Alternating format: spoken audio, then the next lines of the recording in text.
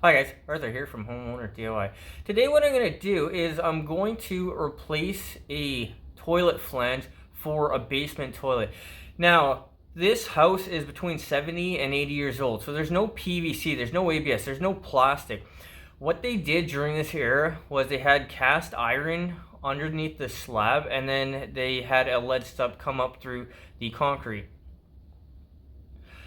When I started plumbing, we were still using lead stubs. Nowadays, even in condos, it's going to be either a cast iron flange or a System 15, which is a PVC.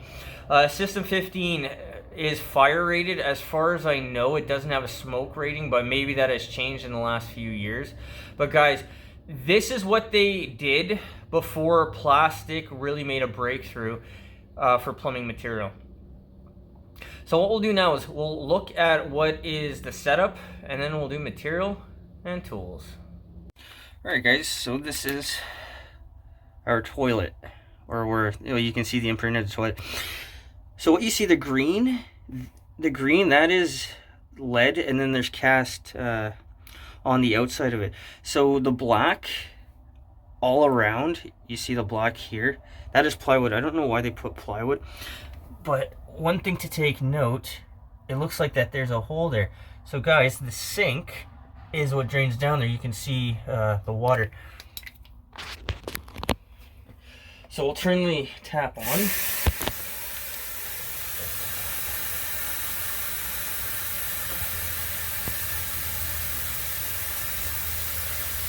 And that is our sink. So guys, I'm going to approach this the simplest way possible and just replace the flange. Alright guys, this is our materials list. So I have concrete screws, I've got a regular wax seal and a max wax. I don't know which I'm going to need, so I have both on hand. I have a new brass flange. This is an exact replacement to the old one. We have T-bolts and then Wobble wedges.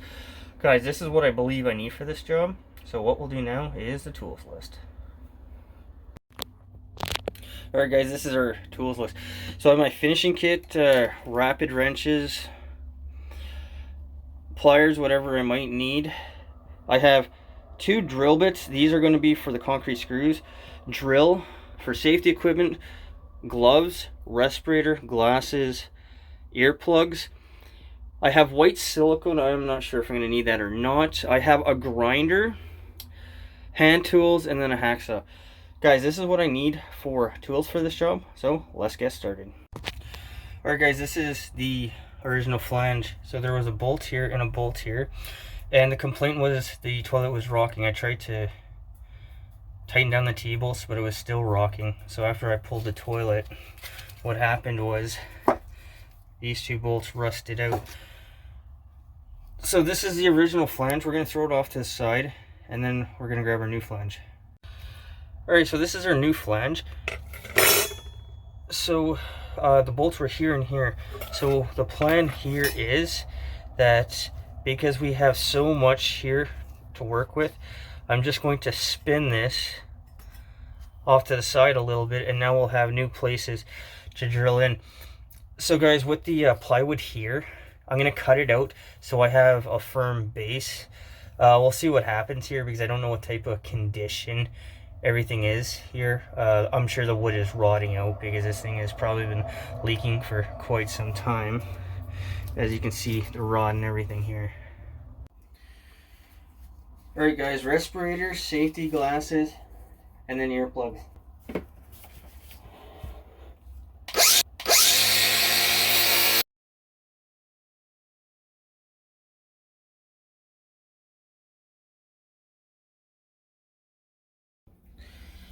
Alright guys, in case you're wondering how I know I've gone all the way through, is because there's a change in the pitch once you start hitting concrete.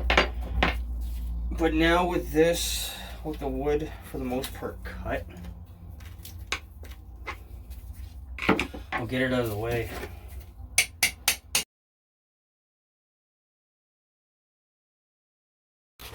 Alright, with everything cleaned out, here and here was, I think, the original, and then we had one there and then one there. That was the previous flange. But with this all cut out and cleaned up, what I'm going to do now is I'm going to set the new flange down. Alright, so the flange doesn't fit all the way over the lead. So what I'm going to do is I'm going to take a hammer and I'm going to lightly tap this in, guys. Lead is very malleable. It's very soft metal. So I'm just going to tap all the way around to get the flange to slide on.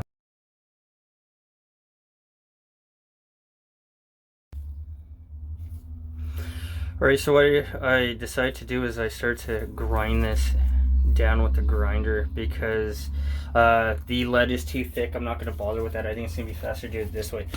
But guys, with a fiber blade, thank God I brought one. All I've been doing is just going like this. A Dremel would be better, but I don't have one here. Alright guys, this is our flange. So this is the middle here and middle here. I would say try to give yourself some play from the back in case you have to spin it. The single biggest consideration I have here is where the original holes there and there, so I spun it a little bit more. But now that the flange fits, what I'm going to do is I'm going to drill all 4 holes out with a 3/16 bit for our concrete screws. Alright guys, so this is our screw. And what we want to do is, I'd actually say, go the whole length. Now, because of the flange, I'm going to go a little bit longer right there. And then what we'll do is put a piece of painter's tape around the bit to be a depth gauge. So guys, in this case, I don't think there's a such thing for these types of screws, for these to drill them too deep. But if you don't drill them deep enough, I mean, it's pretty darn hard to try to fix. So I say just on the safe side, go a little bit deeper. But guys, one more time, just so you can see it. And then that extra 1/4 inch, that'll take up any space for the thickness of the flange or any gap between the flange and the concrete. So what I'll do now is we'll get the drill ready. And then guys, one thing here, we're gonna go to the hammer setting. So it'll vibrate. That is the idea of the hammer setting. But guys, for holes this small, this drill should be okay. So now I'm going to put on my respirator, earplugs, and glasses, and drill all the holes out.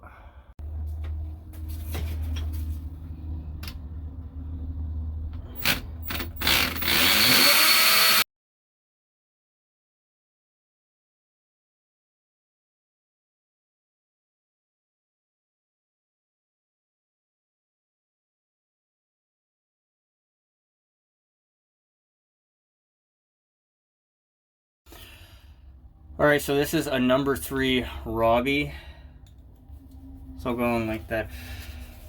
So guys, I would suggest leave the drill on the hammer setting. Also, I noticed on the package it said to go at least a 1/4 inch deeper than the length of the screw. So as I said, I don't think there's a such thing as going too deep, but there is not going deep enough. But what I'll do now is I'll put all the screws in.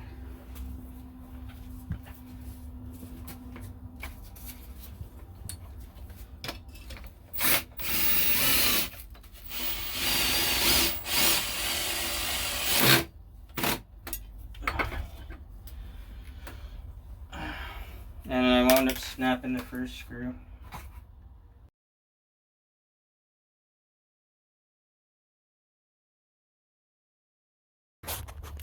Alright guys, so I got these 2 screws in. I wound up snapping this one and this one. So I put one here, put one here. Welcome to the world of service where things go wrong, but the flange is now nice and solid. So what I'm going to do is put the T-bolts on.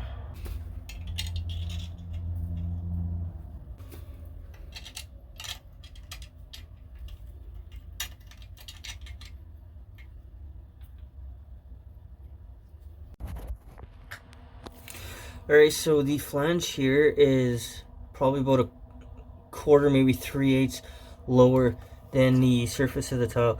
Because it's so much lower, what I'm going to do is I'm going to use a Max Wax, which is, it's a thicker wax and also has the can't leak, also known as a horn. Alright guys, this here I believe is going to be too small, so what we're going to do is we're going to go up to a Max Wax. So guys, this is a Max Wax, and this is the can't leak, also known as a horn. So put that over, and now we'll go and grab our toilet. Alright guys, so I'm going to get ready to install the toilet. So make sure your T-bolts are nice and straight, not like that, but so you're able to hit the holes in the bowl. But what I'll do now is I'll set the bowl down.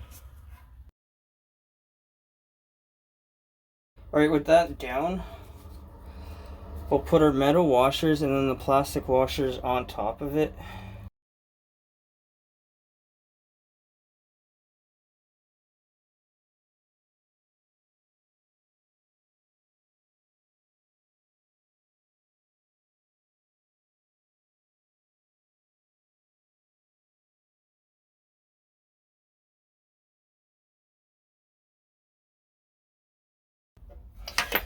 Guys, in case you're wondering what the needle nose pliers are for, it's to hold the bolt, to hold that in place and then to tighten on the nut.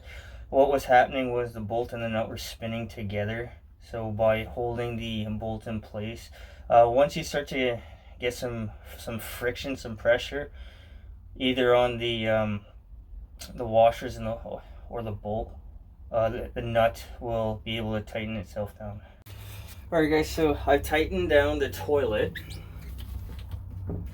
and you can see that it rocks a little bit. That means the floor is not level. So what I'm going to do is I'm going to shim the left side to level out the toilet. If I shim the right side, the toilet will be really unlevel. And guys, one other thing that I'm going to do now is these are the caps, or the clips for the toilet caps, which are going to go here. So I'm going to undo this and now put this on.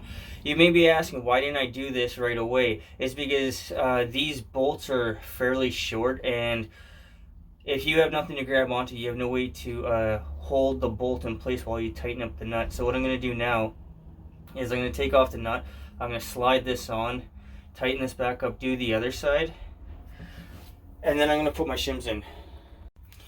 Alright guys, so I took off the washer and the plastic. Now that I've tightened the bolt down, it's been sucked up to the very top. So what we're going to do is I've taken these two off. We're going to put our plastic piece. Guys, you can't see it, but it would say this side up to clip onto the cap. And then the metal washer will go down.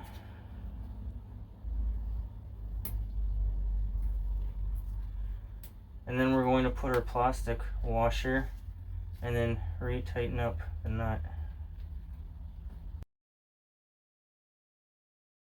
Alright guys, so I shimmed the left side there and there. So what I'm going to do now is I'm going to rock the toilet and see how stable it is. Alright, that is nice and solid. Alright guys, so our toilet supply, hand tight this on. Only hand tight, don't put a wrench onto it. And now turn on the water.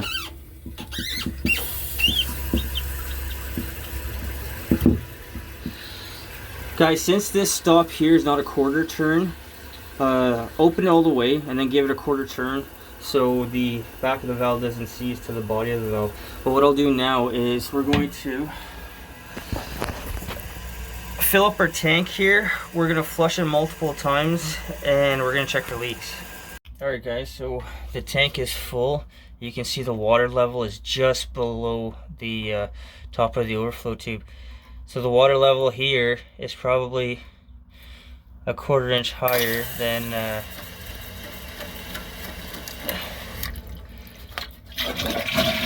it should be.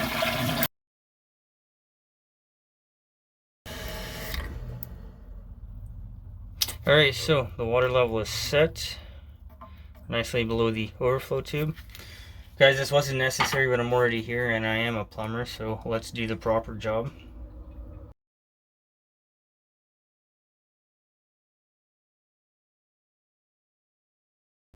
Alright guys, so that concludes this project. So the one problem I ran into here was I snapped 2 of the screws and then I wound up stripping another 4. I actually had to go to the store to buy new screws. The only thing I can think of is these screws were 7 years old, so I think the chronological age is why I ran into problems. But I mean, other than that, I managed to get another 2 screws in. I have 4 screws holding the entire flange down. I'm sure that this fix will last the rest of the life of the house, probably about 20 years. If the house is 70 to 80 years old now, then I'm sure within the next 20 years it will be redeveloped into like townhouses or something of that nature. The time on this job. The time was about 2.5 hours. The only problem I ran into was snapping the screws. I also did have to ream out the flange with the grinder. I wish I had a Dremel. That would have made it easier and safer, but I managed to get the job done. To me, it looks like the old flange and the replacement are the exact same, but it was an issue that I had to deal with, but it wasn't a big deal. The cost of this job. The brass flange, concrete screws, wax ring, and T-bolts. They were about $40 in total. For this job, tools and resources is what you need. It's not a matter of material. It's a relatively simple job, but without the proper tools, without the proper resources, you're not going to be able to do this. Guys, I hope you enjoyed the video. I hope you learned something. I hope something here is going to help you on your project when you need to go ahead and do that. Guys, till next time, please hit the like button, subscribe, and I'll see you on the next project.